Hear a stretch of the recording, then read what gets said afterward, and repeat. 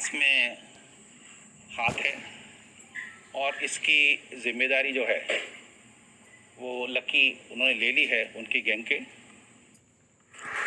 तो गोल्डी बरार, लॉरेंस बिश्नोई, इसके अलावा कई और शख्स हैं जो इस गैंग में शामिल हैं, लेकिन उन्होंने जिम्मेदारी तो ले ली है। जिम्मेदारी लेने के बाद कार्रवाई क्या हो रही है, कैसे उन्हें पकड़ा जा रहा है, ये जो गैंगस्टर जिन्होंने शार्प शूटर्स ने शूट किया वो कहां तक भागे हैं, यहां से कहां गए, इन बातों के जो प्रश्न हैं उनके जवाब अभी देने बाकी हैं। इन सब के बीच जो डीजीपी ने बताया वो बड़ी जानकारी आपको इस वक्त आपको बता रहे हैं। और आपको ये भी बता दें इस वक्त की जी न्यूज ने आपको तकरीबन 2 घंटे पहले, तकरीबन 2.5 घंटे पहले जो जानकारी दी उसकी पुष्टि भी डीजीपी ने की है। ये पूरी जो घटना है वो कैसे घटी जरा समझिए आप। शुरुआत हुई है इसकी 8 अगस्त 2021 को। विक्की मिद्दू खेड़ा इनका नाम लिया डीजीपी ने। 2021 में मिद्दू खेड़ा की हत्या हुई। विक्की मिद्दू खेड़ा यूथ अकाली दल का नेता था, लेकिन इसके साथ साथ एक और उसकी पहचान थी, वो आपको बताते हैं। विक्की मिद्दू खेड़ा लॉरेंस बिश्नोई यानी कि गोल्डी बरार गैंग का करीबी था और कौशल गैंग यानी कि लकी पटियाल, ये पंजाब के लोग अच्छी तरह से जानते हैं, ये दूसरा गैंग है। विक्की की हत्या का आरोप कौशल गैंग पर लगा था। अब इसको आप समझिए, सिद्धू मूसेवाला लकी पटियाल का यानी कि कौशल गैंग का करीबी था। आरोप है कि सिद्धू ने विक्की मिद्दू खेड़ा की मुखबिरी की थी, जानकारी दी थी किसको, कौशल गैंग।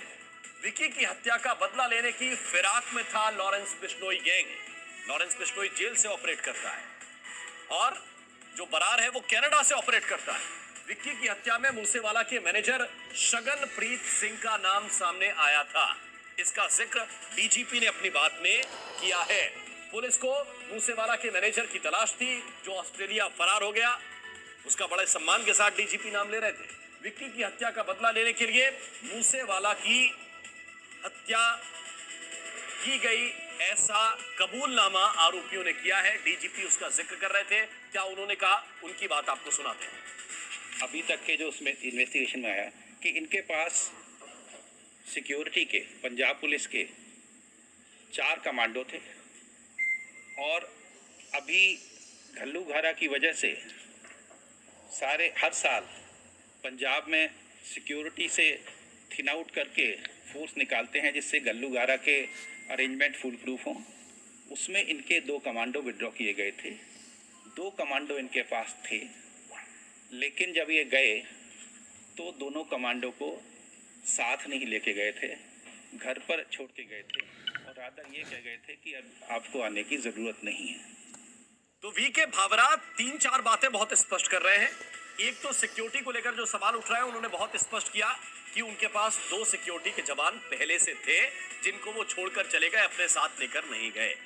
दूसरी बात उन्होंने ये बताई कि 4:30 बजे घर से निकले, 5:30 बजे ये घटना घटी है।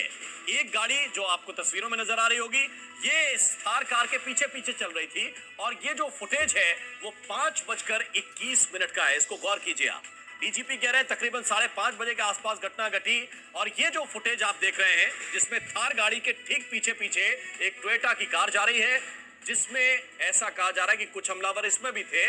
ये लगभग 5:21 के आसपास का फुटेज है और इसके कुछ ही मिनट के बाद वो घटना घटती है। तो इसको आप टाइमिंग के हिसाब से समझिए। 4:30 बजे मूसेवाला अपनी गाड़ी से निकले, अपनी गाड़ी को खुद ड्राइव कर रहे थे। उनके साथ उनके 2 निजी लोग थे, ऐसा डीजीपी ने बताया है। उन्हें भी गोलियां लगी हैं। एक कार ने बिल्कुल साथ साथ पीछा किया, इसके साथ दूसरी एक बोलेरो कार भी पीछा कर रही थी, हमारी जानकारी ये भी है।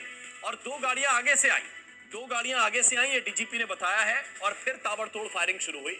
डीजीपी ने यह भी बताया कि 30 राउंड फायर हुए हैं और ये सारी जानकारी जो डीजीपी की प्रेस कॉन्फ्रेंस में आई है तकरीबन 3 घंटे पहले जी न्यूज आप तक पहुंचा रहा है। जी न्यूज आपके पास 3 घंटे पहले ये सारी जानकारी पहुंचा चुका है कि कैसे ये घटना घटी, किस किस के कनेक्शन है, कैसे ये पूरा जो गैंग वॉर का सीन बताने की कोशिश कर रहे हैं कि कैसे हुआ। ये डीजीपी जो बता रहे थे इसकी एक एक बारीकी हमने आपको पहले ही बता दी है। तो ये जो हुआ है घटनाक्रम इसको आप समझिए। इस फुटेज के जरिए 5:30 बजे के आसपास सिद्धू मूसेवाला पर हमला हुआ। वो इसी गाड़ी में सवार थे। एक गाड़ी उनके ठीक पीछे पीछे चल रही थी। ये 5:21 के आसपास का फुटेज आपको दिखा रहे हैं, जो सड़क के किनारे किसी सीसीटीवी में रिकॉर्ड हुआ है। और आपको ये भी बताएं कि इसी के तकरीबन